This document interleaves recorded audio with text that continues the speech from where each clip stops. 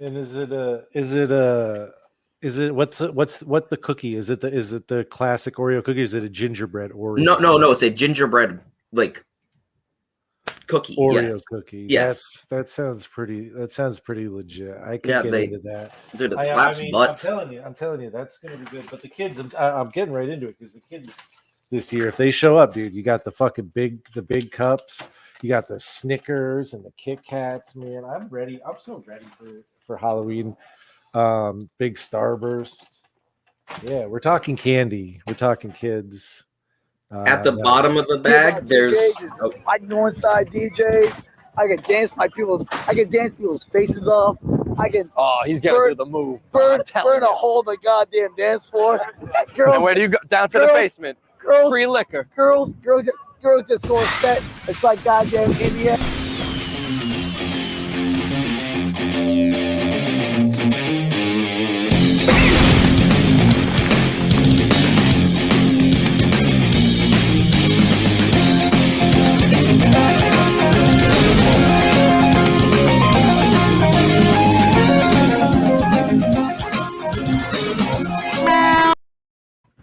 Dudes and dudettes, welcome to Sturgis, North Dakota for tonight's main event, WCW Road Wild 1997, being injected, inspected, detected, infected, neglected, and selected by Isaac, Shane, and Dozer.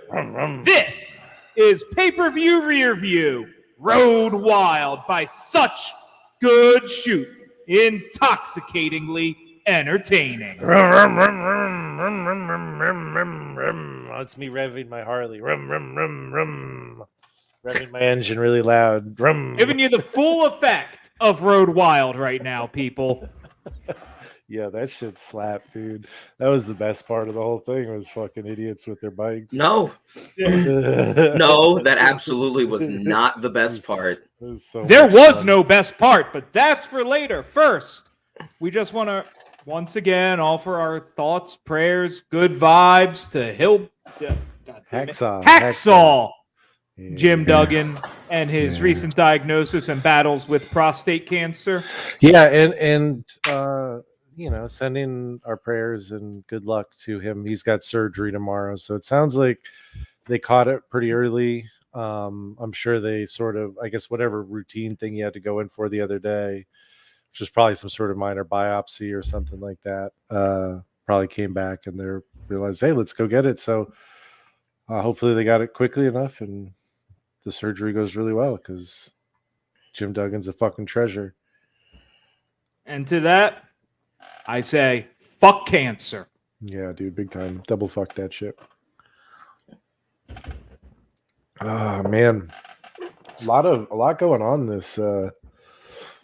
this week in wrestling. I don't think anything more important though than the biggest news, which is whatever Shane's got for Chic of the Week, right? Yeah, I was kind of wondering. I was like, did you forget? Nope. No, I didn't forget. I just hadn't gotten to it yet. Isaac was Cheek of the Week. I preempted it. I just was waiting. No, I want to hear the song. I want to hear the song. I don't have the song. Play it again. I can't fucking hear it. So. Oh, okay. And then just sing. Chic of the Week. Chic of the Week. Chic of the Week. Dude, I'm not even gonna lie. That was the most on sync you've ever been. Yeah. I mean, you really did it. Legitimately, you busted incredible. I don't know how you managed that. I have no fucking clue, but Lord Shane, what do we have for the Chic of the Week? In a pretty confusing tweet, the Iron Sheik retweeted a GIF of Aaron Rodgers chucking like an iPad at the ground.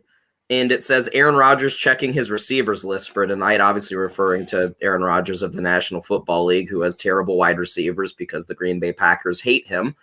But the Iron Sheik retweeted it and said, "When the LeBron James watch the end of the Squid Games." I mean, I don't understand, but it's funny because Yeah. I can imagine him being upset about how it ends, just like everyone else. But it's so fucking random. I goddamn love Sheik.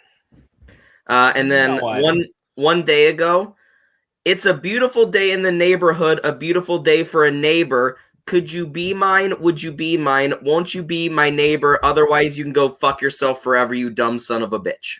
I would love to be Sheiky's neighbor, dude. I would get his mail for him every day.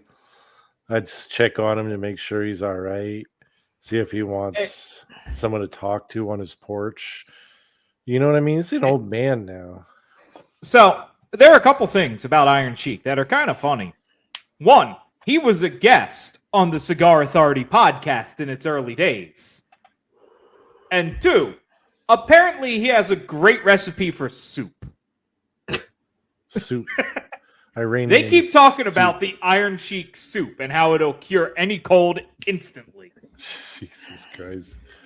Oh, man. Sheik is a treasure, man. I love him. I wish he was our favorite wrestler of all time, but unfortunately that honor went to Ric Flair. Woo! I guess I'm not, Which, you know- unfortunately. Which Yeah.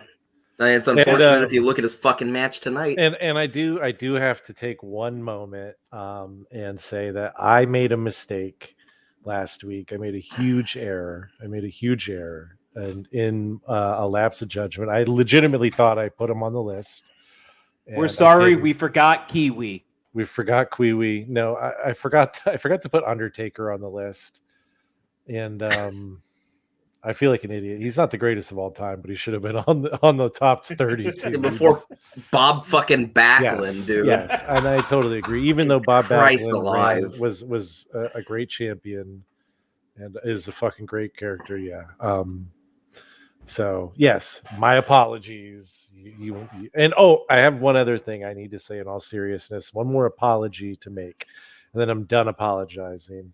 My dad caught me not wearing my seatbelt yesterday, and he got very upset with me. And I want to make a public apology to my father, who's not watching and never will, for not wearing my seatbelt. And I wore it all day today, and I'll wear it again tomorrow. I always wear it when my son's in the car, but when he's not, I don't, because, well, I don't fucking give a shit at that point. But so my dad yelled at me, and so yeah, that's my public apology to my father for not wearing my seatbelt.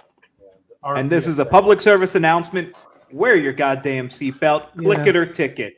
Brought to you by the Minnesota State Highway Patrol. Yeah. If you're going to drink and drive, buckle your seatbelt. If you're going to break a law, just one at a time. That's the rule. Yes. Wear a helmet if you're riding a bike so we don't have to scoop your brains off the concrete as much. Yes. Use protective coverings. Yes. Don't be a fool. Wrap your tool. Yeah, exactly. I mean, that too. Wear a condom, people. Too many little folks running around right now, brother. Too many. It's all right. Dude. You know, fertility rates, sperm counts are going down. You might as well blast fucking loads while you can. You know, while we're talking about it, you know, we mentioned Ric Flair earlier, and you know, this week, while we're talking about blasted loads, yeah, well, we're getting to Charlotte and Rick. They're all related, right?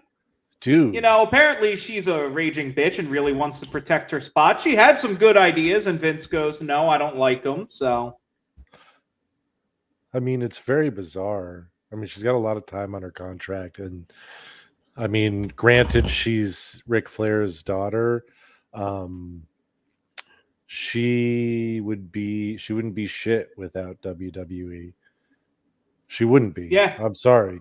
I do not see her having anywhere near the star power she has and the momentum she has and like the skill and everything. If she hadn't the gravitas. Yeah, I mean, she was like the Four Horsewomen, the NXT shit, like all of that stuff. And yeah, I mean, you see what they're trying to do with Britt Baker, and she's kind of a homegrown for AEW. I think, you know, I don't see them being able to have done something like that or anywhere else. Like if it's all true, it's a really fucked up way to deal with your position.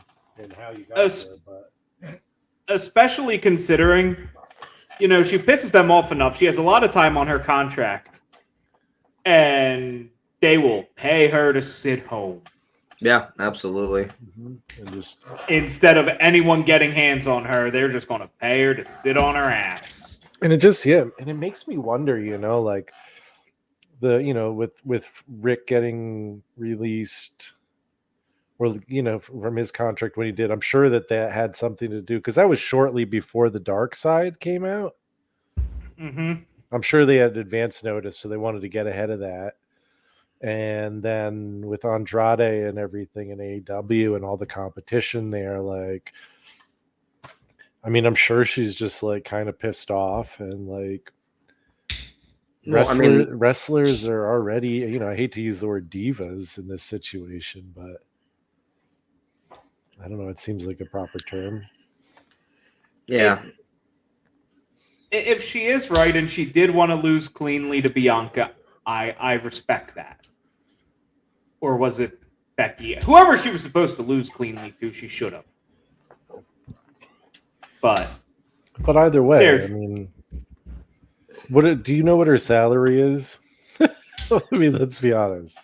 More than I make. Yeah. Yeah. I mean, more than the three of us make combined. Oh, absolutely. Yeah. I bet you she's you know, in the echelon of normally competing talent, I bet you she makes a lot more than most of the men. I mean, you know, she's not making Lesnar money, but the only thing I will say about Charlotte is she probably gets a big contract, but I don't think she moves the merch. No, she makes $550,000 a year in addition to perks. I bet you she does fine enough, and I mean, that's $500,000 a year. She's worth $2 million, but I mean, yeah, I don't know. Like, if I'm getting paid $500,000 and my boss is like, "This is what I want you to do," I mean, you have a choice to do it or not do it. You know, yeah, that's your choice. But like, I don't know. It doesn't make a lot of sense to me. Yeah, I mean, but again, it's all politics and everything else. I mean, you know, unfortunately, you know, how big you are to the fans kind of is how big you are, you know, in the locker room most times. You know what I mean? Yeah. And you know, I mean, obviously not every time, but this unrest is just going to continue because right now, for the first time in 20 fucking years, there are greener pastures. Mm-hmm. Maybe not money-wise, but there are places where you could be more artistically fulfilled without having to be at TNA. I bet Tony would throw at least that amount of money at her, though, on a contract. You have to. Yeah. But I mean, you know what I mean? Like, yeah. if you're AEW and you're saying, you know, we take our women's division seriously, like, and she's a free agent that you can actually sign, I mean, that's what you have to do. You know what I mean? Because, like, she's one of the 3 or 4 best women's wrestlers in the world right now. I mean, she's legitimately one of the greatest of all time. Mm-hmm. Period. Like, my biggest concern about bringing Charlotte to AEW would be, could she coexist with Britt? Since they are trying to make Britt the biggest thing since sliced bread. Sorry, Jillian. I don't think that there's anyone better to work with Britt in that situation. Come in as a heel. Charlotte, who's a better heel than a Flair? I don't know. If you're trying to get ultimately Britt over as like the female face of the company. I mean, she's already over as that, though. I know, but I mean, talk about shooting her to the moon and like coming in and working a big program with Charlotte and. Yeah, I mean, but the thing is Britt won't be champion by that point. Like whenever Charlotte ends up doing whatever happens, Britt's still not going to be champion. I mean, that's you know what I mean. Totally hypothetical. Yeah. Still, you know, I'm just saying that like that would be a great way to use her right now. You know? And I hate to agree with Isaac from a couple weeks ago, but if you're going to do Charlotte, I think she is a perfect thing for the Forbidden Door. You have her start out in the NWA, take that belt, become the female belt collector, and finally go to Brit. You want the real women's champion? I said this? You made the proposal of her going to the NWA and winning the actual NWA title. Oh, that's I was right. against that. I am still against that. Like her but- daddy. Yeah. Okay, yeah. Like I said, I mean, You as far got a as good memory, dude. That was that's crazy. weeks ago. I don't do the weed. Nobody's perfect. I gotta work it. Oh man, was that band Disturbed? I don't snort What's them the- marijuana pills. Who's the weed smoking guitarist? The Deftones. All of them. Deftones. What's the song? Do do do do do do do do, or is that someone else? Yeah, no, that's Disturbed?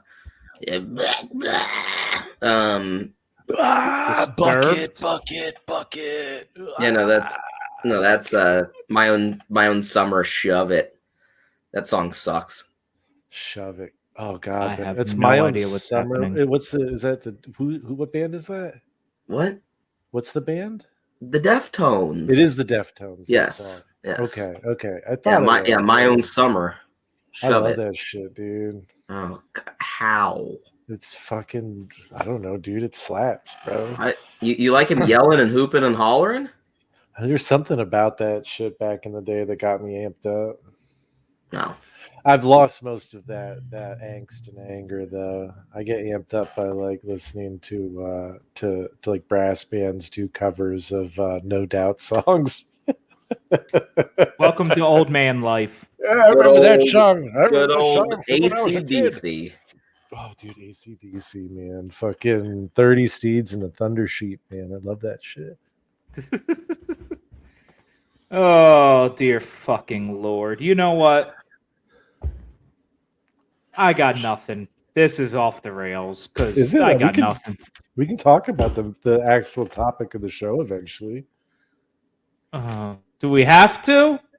Yes. No, we can continue off the rails. I didn't watch this shit for nothing. We're doing it. You know what? I forgot my question, so we're just going to get to the main event. Road Wild, 1997. Get your Harleys out. Make a lot of noise. Piss people off. And watch mediocre wrestling. This show tonight. So I sent this in the group, but nobody responded. How fucking funny would it have been if somebody in the crowd would have accidentally like taken their bike off a park and then just would have scud missiled like through the row?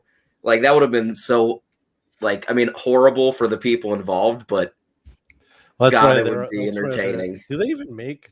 Do they make an automatic transmission on motorcycles? Oh, I don't know. I've never even I don't think so. sat But on I one, bet I don't you think. could like fuck it up, pop the clutch accidentally, and fucking rocket it over. I do love. There's like the moment where they show like the one chick in a bra with big tits, and fucking Dusty like legitimately is like, "Blah, blah, blah," and he's like, I can't talk anymore.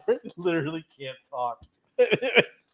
Oh god, that made me fucking laugh very hard. But yeah. Sturgis, I will say, like, I don't think this is the worst concept. No, I think Like- it's really cool, honestly. Concept. Cool. Like, Execution. I loved, Or like, I didn't mind like the bikes at all. Like, I actually thought like at certain points in the matches when the bikes were revving, it added some like something to the matches. I think like it was fun when certain people came out and they got really excited. Like, I was Oh, into they're that. revving the engines. But I cannot for the life of me imagine just being a fan in that crowd surrounded by running motorcycles. Like, are you fucking kidding me? Like, how did nobody die? I'll tell you one of my least favorite things about the crowd and the way it was is somebody would honk and they would have the fucking worst horn of all time, worst horn sound. And it would just be random. So somebody was talking, you just hear Oh, And then yeah, and then 2 minutes later, like someone would be getting like stretchered off or something, and you just hear just in the background over and over. Yeah, it was. Was the horn what I thought was a trumpet during all of this? I thought somebody had Xavier's trombone going on there. Oh yeah, no, the thing that kind of sounded like a fart. No, I'm pretty sure that Yeah, was somebody's. that was a horn. Yeah, it was, and this is the second one they did. It was Hog Wild at first, though. It was Hogwild. Yeah. It was the second Sturgis show, and they changed it because they were scared that they were going to get sued by like the Harley Owners Guild or whatever Group. Yeah, guild. Sorry, I'm fucking in my D&D mode right now. It's D&D fighting with the Oh. legends of yore. Speaking of, real quick, Scott was telling me that at Cam's new job, they have a like a pen and pencil like wrestling style like board game. I could have someone pick it up for me if we were interested at all, and maybe trying to do that for a special. But anyways, we got to do a live special. We got to get money together so we can make the fans pay for us to be in the same spot at the same time. We have none of the equipment to actually record together. Well, yeah, I know, but they would have to pay for that too. pay for all of it. Yeah, pay for all of it. We'll if you guys like fully fund this, we'll podcast naked together, all of us, just hanging out naked. I don't think we're allowed to do that, Sure we are. unfortunately. Like, Dude, it's not like anyone can see waist down right now, right? We'll just do the same thing. so they just have We'll to know. believe. Oh, okay. We'll have to make eye contact. We'll have to know, but The main event of Hog Wild, I believe, was Hogan versus Giant. Giant. Yep. And then that fast forward. was that the one where was that where Hogan spray painted the belt? Maybe. Something like that. I think so. So I've got a quick theory before we actually start talking about the Yes. match. Is this the theory? Yes. Okay. As to why it was so bad, the show was so bad. I honestly think that WCW higher ups are like, motorcyclists are fucking stupid and they're dumb and they want simple wrestling. And I think that's why like all of these matches were so boring. I think that they purposefully put on lazier, less interesting matches because they thought that's what the crowd wanted. And like that's like what they could handle in their dome pieces. They wouldn't get overloaded. But weren't a bunch of them actual bikers? Yeah. But I wanted to listen to the full Bischoff 83 Weeks episode on this, but it was longer than the fucking pay-per-view. Was there anything interesting in what you did here? Basically, it was all for the sponsors. They got some motorcycle company ain't nobody ever heard of to sponsor it, and Valvoline. All right, man. It was all about securing sponsors. And dude, while the show did not make money very well in the time, the sponsorships they generated because of it made it one of the most profitable WCW shows. More so than Return of the RoboCop or whatever. Oh dear shit, God. dude. But you know what? They decided to open this pay-per-view. They decided to open this shit with Harlem Heat taking on Buff Bagwell and Scott fucking Norton. God, I loved this shit, dude. I loved this. This was so ridiculously fucking weird and like such a sloppy mess. And the finish with Jackie coming out was like one of the like most poorly executed finishes, and I just laughed the whole time. And honestly, I actually had fun watching this match, and I was like, I might actually enjoy this pay-per-view for how ridiculous it was. And I actually rode that feeling almost to the end, and then I just got completely, my soul sucked out by the last couple matches. But this match, for me, as dumb as it was, like I had fun with it. How? I have no What is idea. wrong with you? I So was in a good mood. I don't know, dude. I don't know what it was, but I legitimately enjoyed it, and I know I enjoyed it more than you guys. So I was like, this isn't as bad as I thought. So you guys know who Scott Norton is, right?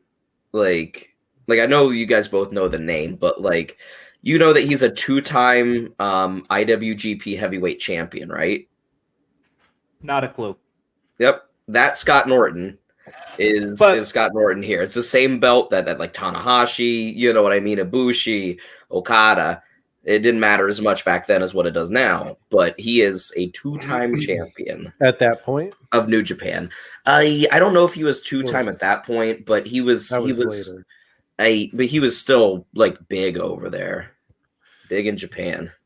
Yeah, I mean, there was something about this. Like, this is when like the bikes played into it for me, because you know, they're in the match, and the match is like ridiculous, but like, you know, Harlem Heat is fine, and Stevie Ray is like lays in some heavy shit, and Jackie comes out, and the fucking bikers go ape shit, rah, rah, rah, rah. And it was just like I love that shit at that point. Like, I don't know, it felt like it was like it just felt like the way it was supposed to be in a moment like that. And I don't know, there was something about it that like entertained me. I don't know what it was. Maybe it was just Jackie's giant tits and her fat ass. But I was gonna say, you were literally identifying with him. You wish that you could rev your engine, and that's why you like. I would be like, hey baby. Yeah, it's pretty cool. I think that's really cool. That's like what cool people do. but the moment in this match that I thought was like the fucking funniest moment is right at the finish. What was it? I think it's Stevie Ray's in the ring, and he lays out.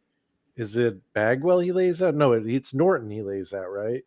And he goes for the pin, and it's right against the ropes. And the announce team is playing up the fact that they don't know why Jackie's out there. Is she out there to help him? I don't know what's going on. Is he out there for the NWO? What's she doing? And and Stevie Ray goes to pin Norton, and he pulls up the leg that's closest to the ropes to pin him. I don't know if you noticed this, but he literally went for the pin on the leg that was closest to the ropes, got it almost halfway up, and then just dropped it and went for the other leg so she could hold that leg down so he couldn't kick out. And it was just like, I was like, holy shit, dude. Like, my God. And it looked like she was trying to hold his leg under the rope to get a rope break. Yeah. And so it was just like, I was like, what the fuck? And So it made me laugh so hard that I give it a 1.25. I got the extra 0.25 because I laughed so hard. This was one of maybe the better matches of the night, and that's It really was. Yeah, not saying a whole lot. I mean, like Isaac said, I mean, Stevie Ray was his normal, you know, pretty stiff, you know, heavy-handed self. Booker T was, you know, still a really up-and-coming star, and he's, you know, you're about to see him really, you know, step out and become his own guy. Buff Bagwell's a bag of shit that should get beaten up by Kiwi. And Scott Norton is like, not very good. Like, no, none of it was. I mean, hey, God, they did everything wrong. I mean, there was nothing they got right on that one. Yeah, I mean, but at the same time, I was highly entertained. I mean, they did some stuff right. It wasn't, like I said, it really wasn't the worst, but it's nothing that like you should seek out and watch by any means. It is a 1.25, not because I found it funny. We actually rated this higher than Dozer, I think. I think Dozer. Yes, because I spoiled this for you earlier. I gave this piece of shit a 1. And the only reason it got a 1 is I wanted to make sure I left myself space to go down. Yeah, dude, going down is awesome, dude. I love it. It's fucking awesome. Especially get really in there and get it nice and juicy. We're talking about going different going down. I enjoyed watching Harlem Heat. They did not suck at all during this, but Buff and Scott really just drag shit down. And I was confused as hell when Jackie came out again because, like you said, it looked like she was trying to get the rope break there. And it was So- even better if you like noticed the fact that like it was like Oh shit, I forgot the spot. Yeah, exactly. And it was so blatant. And it was just like, fuck, guys, you couldn't have done it a little smoother than that. No, No, they didn't give a this shit. is WC. This is Dub C Dub, man. This is dub.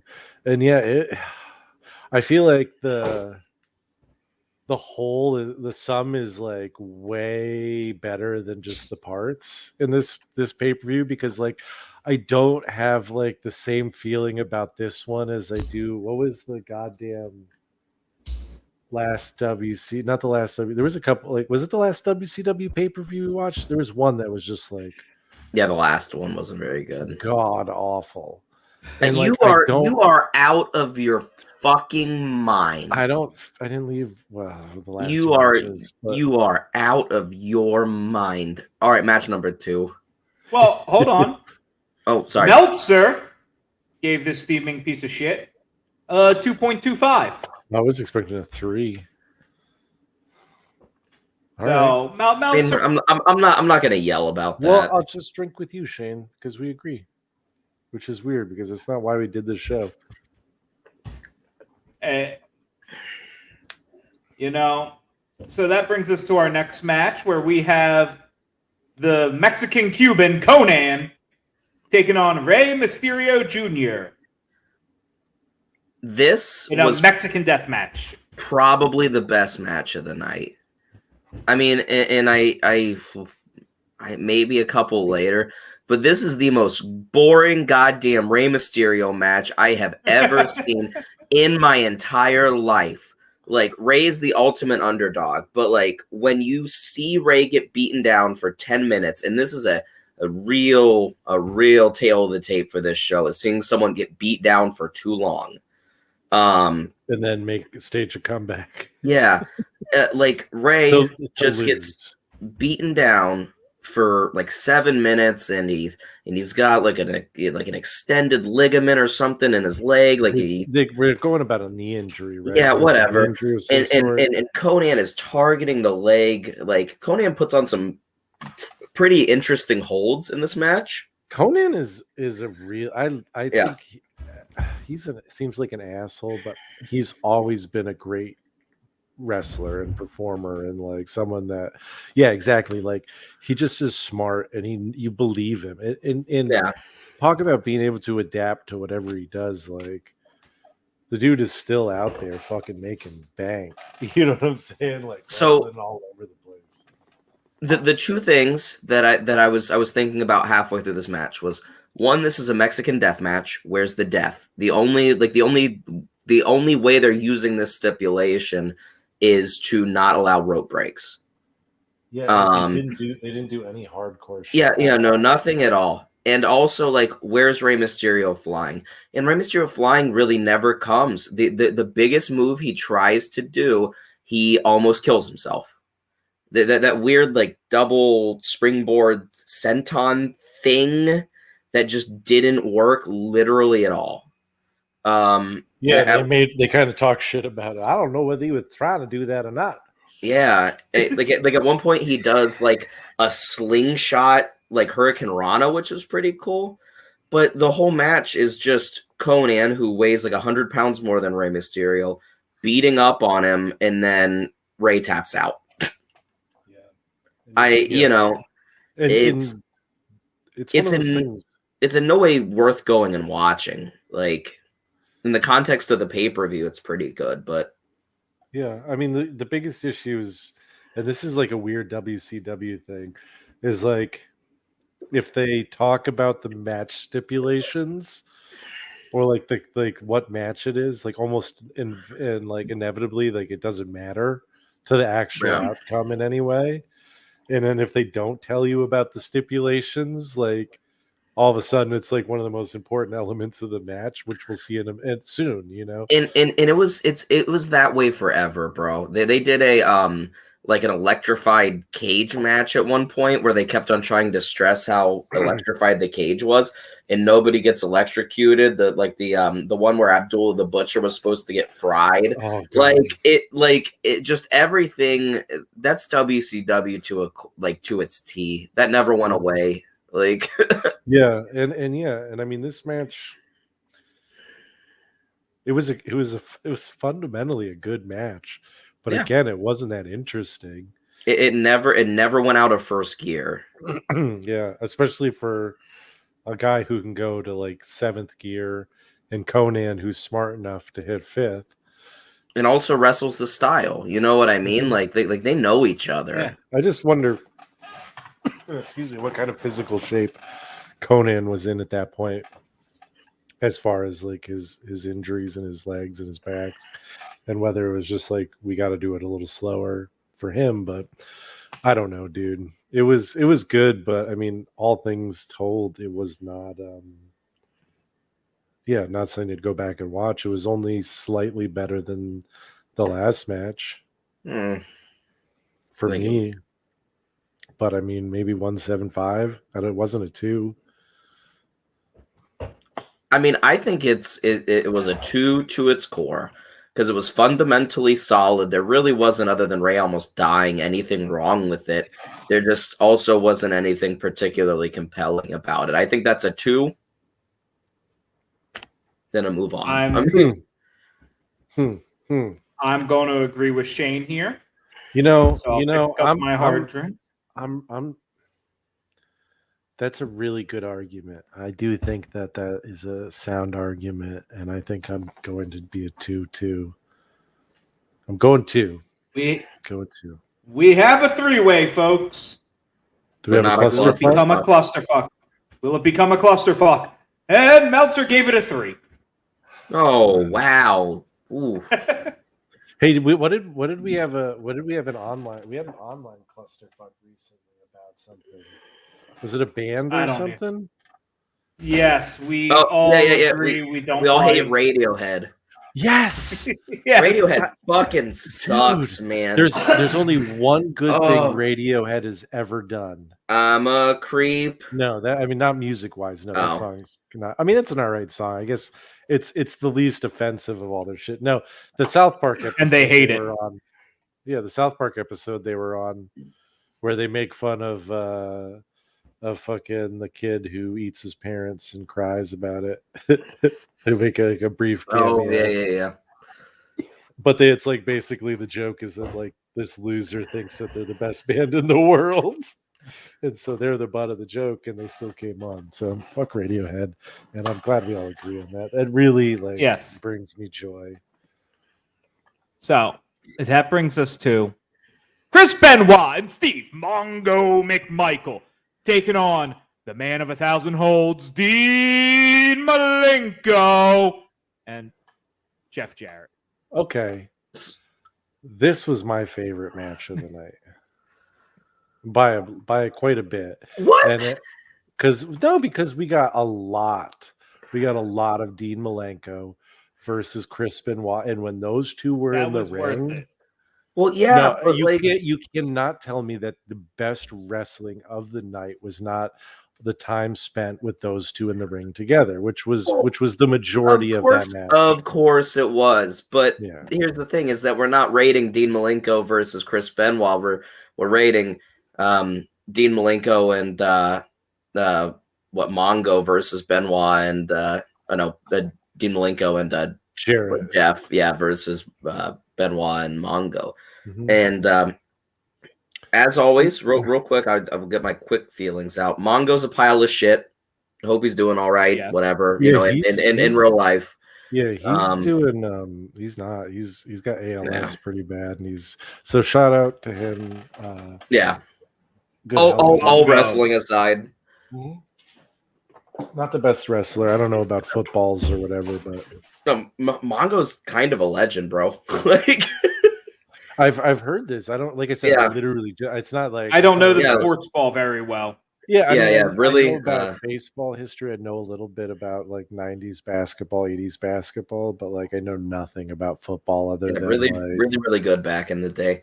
early 2000 Raiders. But yeah, I mean, Mongo is terrible. He really is. Yeah, but Mongo's almost worse than Goldberg. But goddamn, he wasn't in the ring. I mean, the biggest thing about this, and I was like, I even messaged. I was like, man, I'm loving these guys in ring, and I was laughing the whole time because it was just like it was so obvious that Jarrett didn't want to work. And I was joking about it like halfway through the fucking match. It's like Jarrett just isn't going to work this. He just doesn't want to work this match. Yeah. And when he did get in there, he literally falls on his back and fucking gets himself like purposely pins himself to get out of there for no reason other than he just didn't want to fight. And that's the worst shit of all time. That is the point in this pay-per-view where I turned really sour on it. Because you're made like I'm made to be watching this bullshit. You know what I mean? And you know, Benoit and Malenko just put in a ton of really, really, really good work.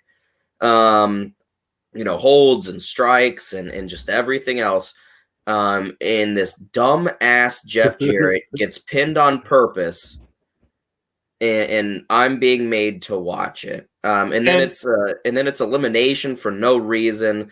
Poor Dean Poor Dean ends up taking a really safe looking tombstone from Benoit and then a really scary, unsafe looking tombstone from Mongo where the top of his head hits the ground. That scared the shit out of me. Yeah. I mean, I just sat there. Who's letting these people do all these goddamn tombstones? Yeah, I mean, and they're both jumping tombstones. You're not even just kneeling. But here's the thing, real quick, is that this is a 1-star match. Hold on, before we even get to ratings, I have one more point to make, and I heavily disagree because I think the work that Chris Benoit and Dean Malenko did was incredible and it's worth more than anything that came before. But all wasn't this worth aside, the outcome. All this aside, okay. So as I was saying before, they stressed the fact in the previous match that it was a Mexican death match and there were no rules. You can do whatever you want. In this match, they never seemed to mention the fact that it was an elimination tag match. And they did right at the beginning of it. In the introduction, 100%. But they never really mentioned it at any other point. And so when Jarrett actually does get eliminated, and they're like still fighting, like the crowd is very confused because I think this goes back to Shane's initial thing of they should have kept it simpler for this crowd. Mm-hmm. I don't think they should have. I mean, they did keep it simple, and that's the issue. No, this is the one spot where they complicated it, making it an elimination. Yeah, but everybody was fucking confused. Yeah, I mean that's horrible. But I just need to point out that I think this is the third or fourth pay-per-view in a row where WCW has had a tag partner screw over their tag partner. This is getting worse. This is getting worse than WWE and having somebody thrown into the goddamn steps or the barricade now. Oh, it's no, fuck. Yeah, no, that's just WCW, man. Why? I don't know. It's kind of like you just have to accept it. Yeah, man. No, it's kind of endearing. I think this is like I'm gonna go back and look. I'm saying I was saying okay, I'm starting to feel like I'm gonna like this the most out of all of us. It's so ridiculous, but it's entertaining as hell. And like, yeah, you were like WCW, baby. I'm so glad you know what I'm talking about. And I'm like, yeah, it's so fucking insane that it's entertaining. WCW was rather completely out of control. Always. Like it said, I've watched WCW just on my own for years because it's just insane. Like it just never stops. But back to the Malenko match. Like I said, it's a 1. The work was good, but the work led nowhere. The work didn't matter. The whole bit was that Jeff didn't want to fight Mongo. Benoit and Malenko were in there just so that way they could have a match. I mean, but that was worth it for me, and it was I- 2.5. Dean got put in a really scary situation twice. Took a couple really, really bad needless bumps. And Yeah, it I don't know really, why they did the tombstone spot twice, but I mean, it was one of those things that had it just been a Benoit and Malenko match, I feel like it would have been 5-star, right? Like real close to it, right? But it wasn't, and it took away from that. I know. So I'm saying I'm starting here with those two. I'm starting at 5 with those two. And now I'm going to Jarrett and Mongo, and those guys were a 0, right? Fuck off. What's directly in between a 0 and a 5? Oh, you fuck off. Stop it. That's where I'm at. That's where I'm at with this. I hate to say it, but I agree. I kind of had a little bit of fun. I thought it was shit. What?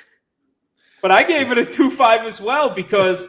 Did you have that written down? Am I in the Twilight Zone? Did you have that written down? He didn't tell me this one. He only told me the rating for his first match. He had it written down. He did. Third match. The paper. I'm not looking, but absolutely, yeah. Yeah, that's what I'm saying. Like 2.5, dude. It really wasn't. I mean, I know why you're so upset about it. And in almost every respect, I agree, except for the fact that right before this, this moment, I had the epiphany of WCW, the thing that makes it good.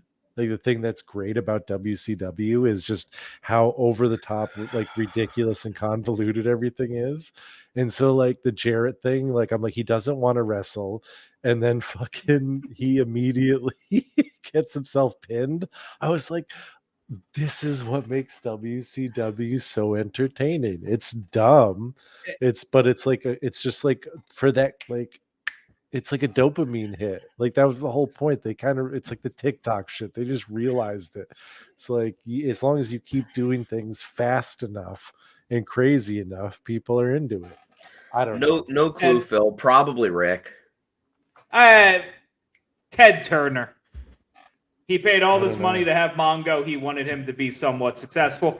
For our audio listeners, whose decision was it to make Mongo a horseman? There was a lot of horseman action in this pay-per-view.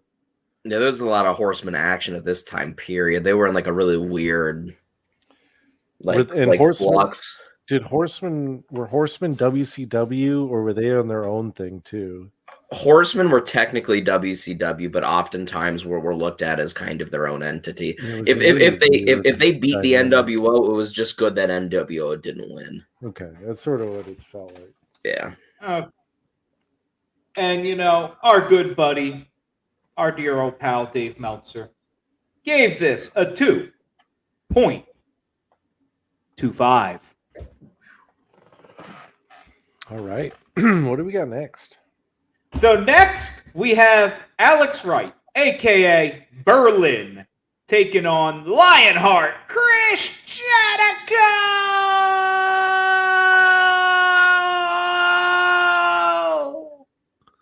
Jericho. He said Chris Jericho. That was horrible. Yeah. Yes. This was a tough match because it just never really clicked for me. Oh, this was the best match of the night in my book. I mean, it wasn't. It just being best match of this night's being captain of the short bus. It's not saying much. It never really went out of first gear, and that's why I think they really told them to tone it down. Because Alex Wright and Chris Jericho are both really hungry at this point. You know what I mean? They're really hungry and they have a point to prove. So why would this match be this way? You know what I mean? There's no other reasosoning. That being said, it was here's I mean, this is my thinking on it. And this was the last day of full day of Sturgis, right? This is what the Saturday or Sunday of Sturgis, where Sturgis ends. I can't wait to hear the Chino Moreno opinion. No, I honestly think that I think that those guys honestly came in early in the week and have been partying all week. Dude, they were running live events around this point. That's not what happened. There was some No. partying going on in Sturgis? I mean, I'm sure that there's partying going on, but like they weren't there all week. Because bro. WCW wasn't running many live events because they weren't making any money doing that because they were giving away tickets to fucking all their TV tapings and shit. Bischoff did say a lot of them did legitimately ride their bikes to Sturgis from the prior show. Whole thing they talk about through the thing of, well, they got on their bikes after their show in Chicago or wherever it was and drove here on their bikes. Yeah, they did. Yeah, no, there was like a legitimate number of actual like guys who rode Harleys and like rode bikes there, and like I do think a lot of like those dudes are fucking just partying. And even if you weren't like a biker, like Sturgis in 97 was a fucking crazy scene. Sturgis in 2021 is a crazy scene, bro. Sure, yeah. But I mean, it's even crazier back then. And that's one of those things that the cops still don't fuck with, bro. It's like the gathering of the juggalos. Like they just stay out. Yeah, I mean, dude, it's any giant events like that, like there's just like an understanding between like the local police and the fact that like there's a lot of you can do. Yeah, and there's like, okay, there's a lot of money coming into town. I think the Simpsons did that joke, right? Where it was like the spring break episode. Yes. Yeah, where like Homer like gets like arrested after spring break is over because like you can do whatever you want during spring break, but like all the rest of the year is like you better not fuck around. It's like but Sturgis, I think the partying had its fair share of playing here. But Jericho versus Alex Wright was I mean it was hard hitting at points. They definitely exchanged some strikes. There was the most high flying of the night. A couple, cool dives, from both gentlemen. Yeah, I mean, it was just a solid match. I can't remember who won. Who won? Alex Wright. Oh, Alex Wright did retain, yeah. But he did his little funky dance. Yeah. He did just swing his penis. I never got that into it. It was better than the first two matches. It wasn't better than the tag match for me, but I give it a 2. I'd say it's 2.25 for me. I gave it a 3. I enjoyed it. Match of the night for me, as far as I'm concerned. There was actual wrestling for the entire time without fucky shit happening, so I'll take it. Yeah, it was like a 2.5. I mean, I can't rate it any higher than that because I didn't remember the finish. But I'm gonna be honest. I was not the most tuned in watching this. That's the problem is that I was the same. I was trying to watch it, and I just come off of being like highly entertained and being like laughing my ass off and watching every moment. No, I was just zoned out, dude. I wasn't highly entertained. Too. No, but I wasn't laughing. No, I mean, I'm talking about the Jericho match. Like the match before it, I was highly entertained and I came into it. And then it just lost me and I just got zoned out into it. They were doing actual wrestling. Fuck. It's all downhill from here. But, Mr. Meltzer and I sadly fucking agree. Meltzer gave it a 3, so Solancha. Wow. To the Meltzer. To the Mel Dog.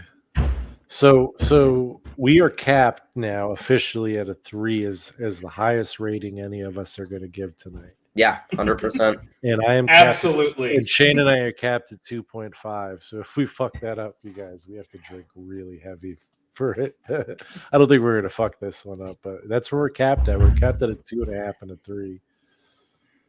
And I can tell you with certainty, Meltzer matches these caps as well.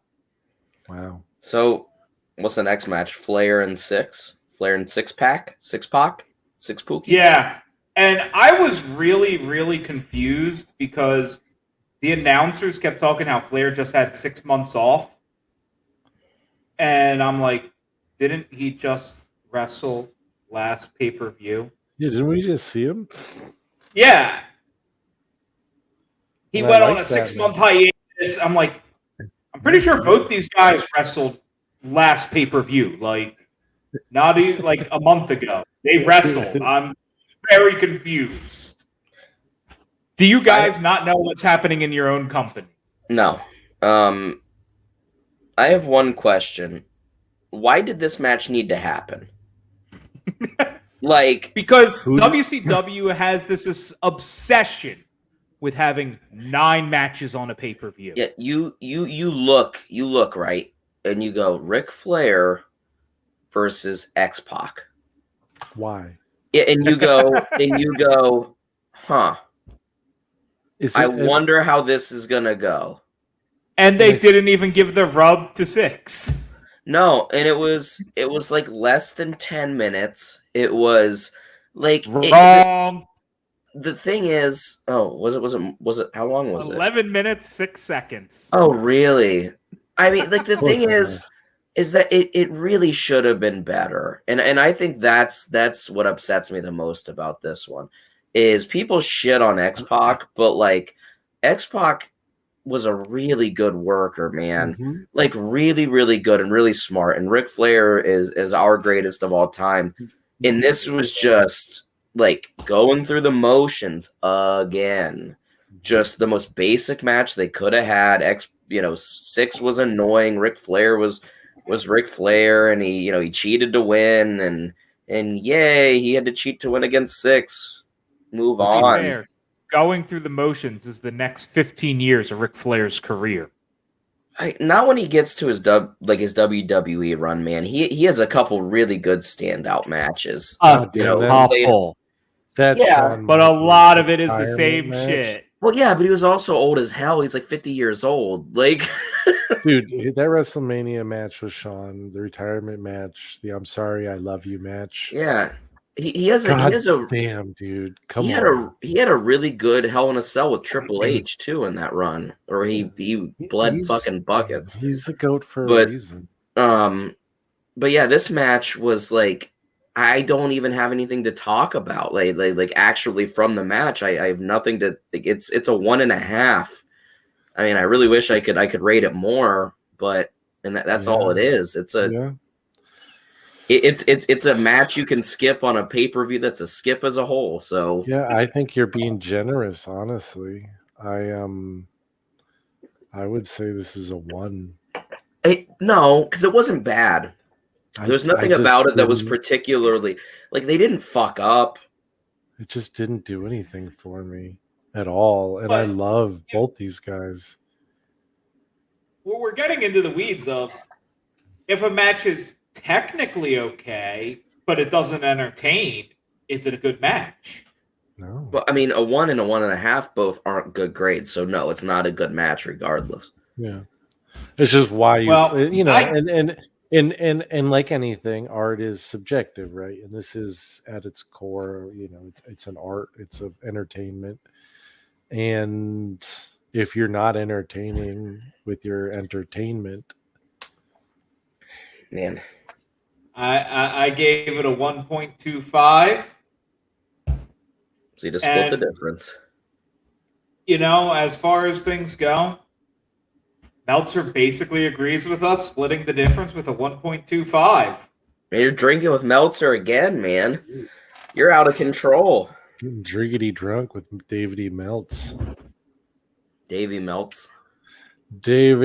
I just looked at the rest of it. I'm drinking a lot the rest of this pay-per-view, and that makes me sad. Oh, God. You're going out with a bang. That brings us to this incredible bombshell of a match where we have Curt Henning taking on Diamond Dallas Page. God, there was so much on this fucking card. There was so much. I forgot all about this match.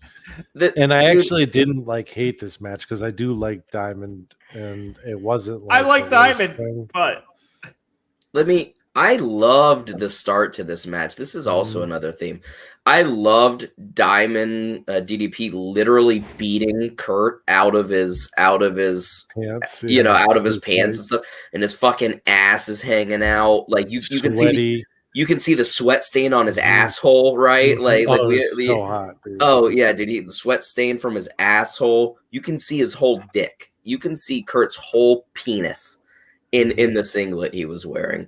But like, it starts out fun, man. You know, there's a lot of bumping from Kurt. But I'll tell you, man, Kurt can bump. He can bump, but he didn't look particularly good here, man. He was bigger, a little chunky, especially for what you think of. I don't know. Like I feel like what they did was, yeah, you can see it, I promise. It's true. It's true. But yeah, I mean, like, all of the work they did was fine, but it like doesn't click as a whole, and I don't know why. Like, again, I can't disagree with that, and it's funny because it's two guys who are great. Yeah, really great. What didn't this one have a weird finish too? There was a lot of people in the finish. I don't remember who all came out. Oh my god! A lot of fucking people beating down DDP. Oh yeah. You said they did him dirty in the chat. Oh yeah, because he he was in that perfect plex for like 15 seconds. Dude, at the end of it. Yeah. Ric Flair came out. He beat off Ric Flair. Wait. Say that again? He beat him off.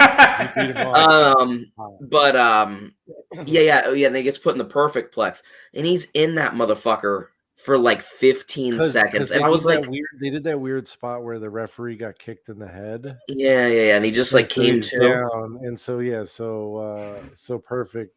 And I'm watching it. Dallas pin perfect or whatever. Yeah, no, they counted to 15. Perfect. Ric Flair, perfect plex. He did give Ric Flair an incredible fucking cutter, though. Oh yeah, it was Ric awesome. Flair took it like, oh my god, it was awesome. It was like when Ric Flair does the like the 3 steps and fall gimmick. Yeah, the face bump. He did that, but he was really launched it. It looked really good. That was the highlight. That was Ric Flair taking that bump. Yeah, for me. But he's in, and it's not even his match. Yeah, but then he gets in the perfect place and he's down like 15 seconds. Yeah, because the referee is still out at that point. Yeah, and he still gets pinned. And like I was watching, I was like, "There's no way this is another false finish." Exactly.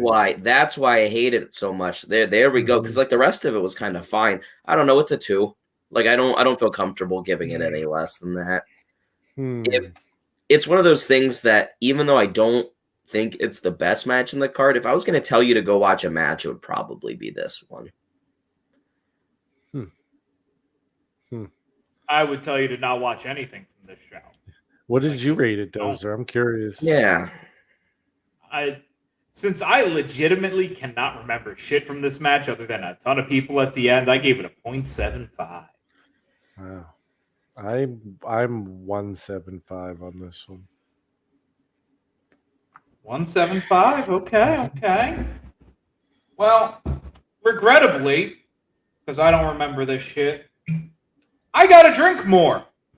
Oh wow, Dave Meltzer gave it a point. Dave Meltzer gave it a 0.7.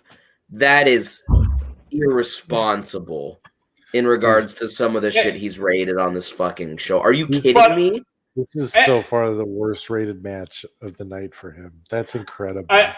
I will also state that this is one of the first pay-per-views where he's not rated a match as 0.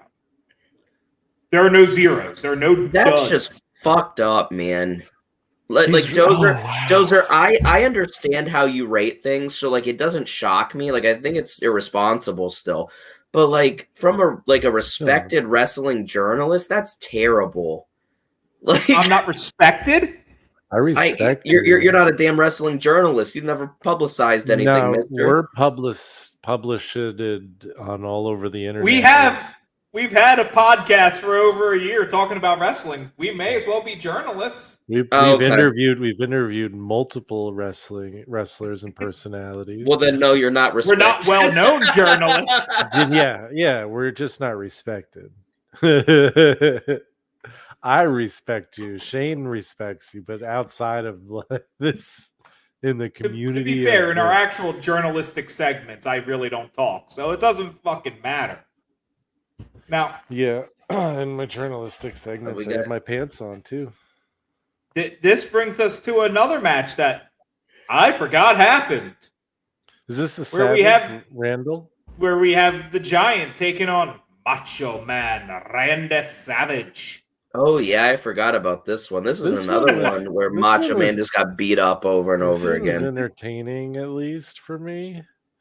A lot of it was me trying to figure out if it was actually Miss Elizabeth or it was just like someone they were calling Elizabeth. No, that was Miss Elizabeth. I know, but it didn't look like her from when I was. They call her Liz over and over again. I know. I'm talking about visually. Yes, you got the titties hanging out. It's NWO Liz.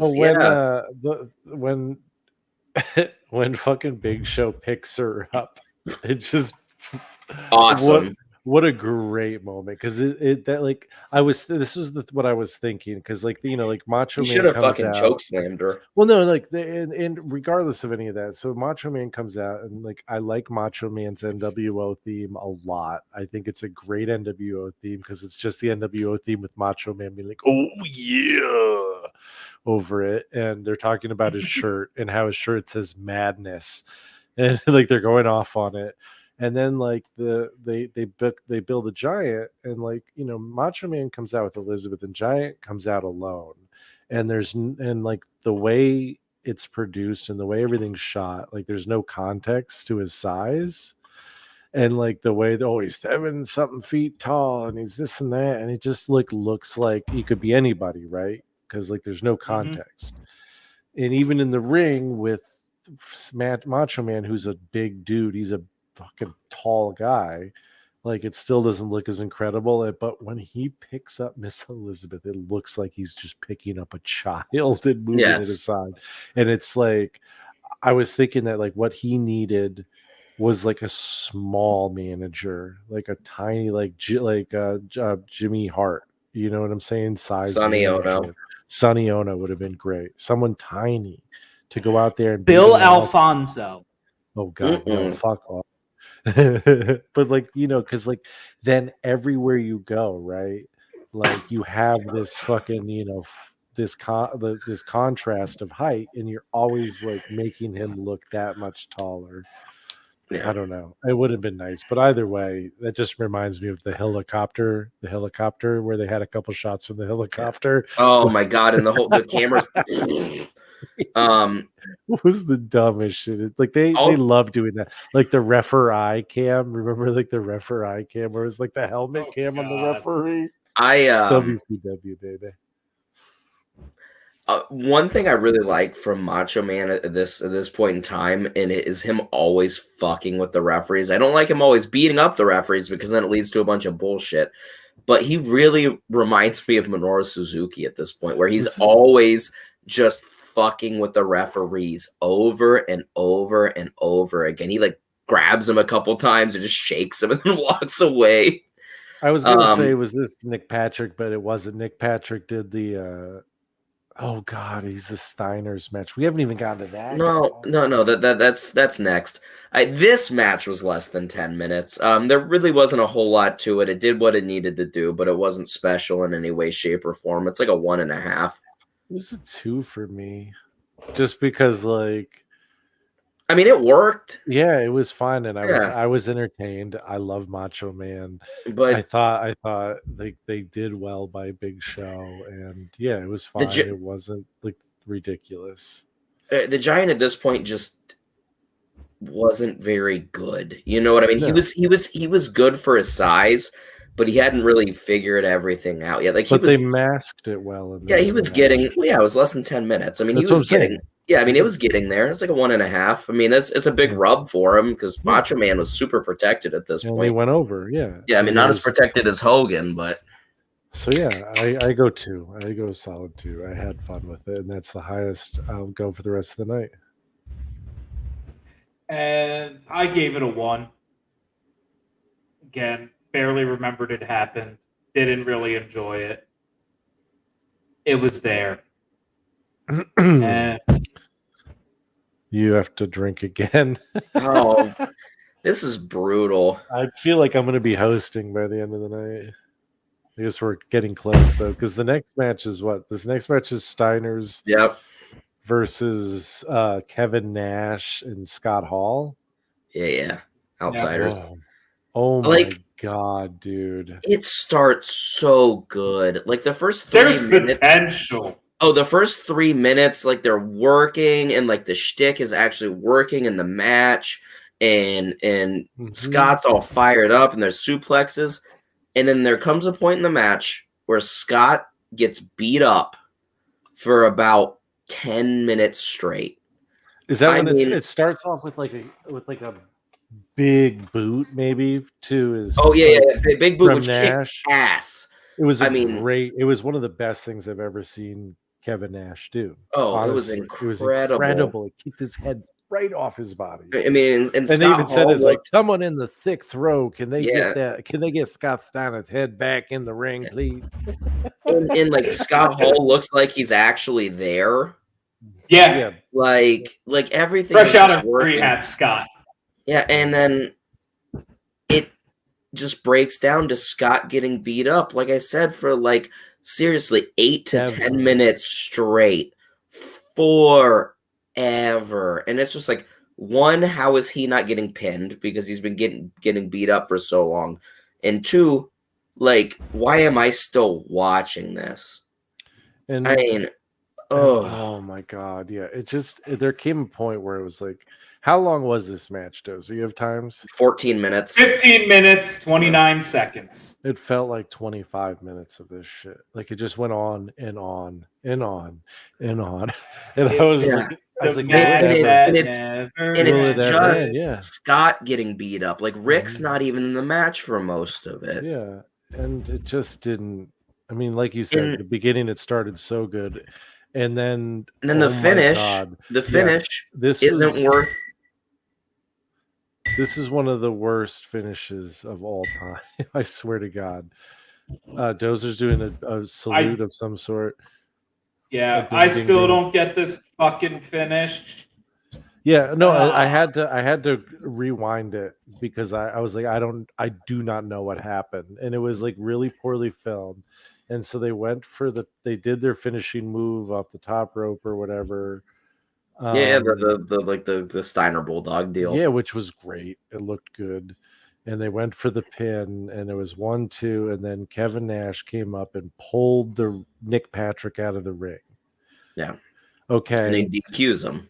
And okay, how many times? I was gonna say the story of the entire match is that he sees the outsiders cheating over and over and over and like and sees them and admonishes them. And the commentators are like, he's just gotta let it go. He's just gotta let it go. You know, it's this big match. We gotta have a real winner. And it builds up to that. But how many times have we seen a referee's like get pulled? You know what I'm saying? And it interrupts the Yeah. camera. Yeah. Nobody gives a shit. It's almost like if if he had dove in and broke up the tag just by hitting the other guy, right? Which is Yeah. technically not allowed, technically, Yeah. right? But like, imagine getting disqualified for that in a championship match.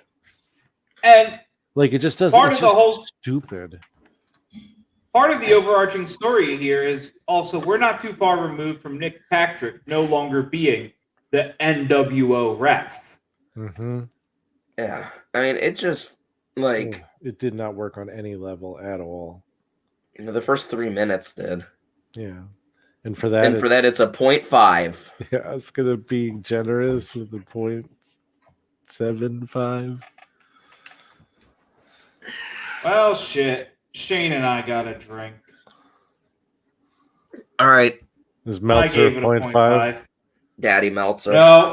No, Meltzer gave it a 1.75 because Meltzer has no fucking idea what's happening here. Wait a minute. He gave this a 175, and what was the one? Let's- a 0.75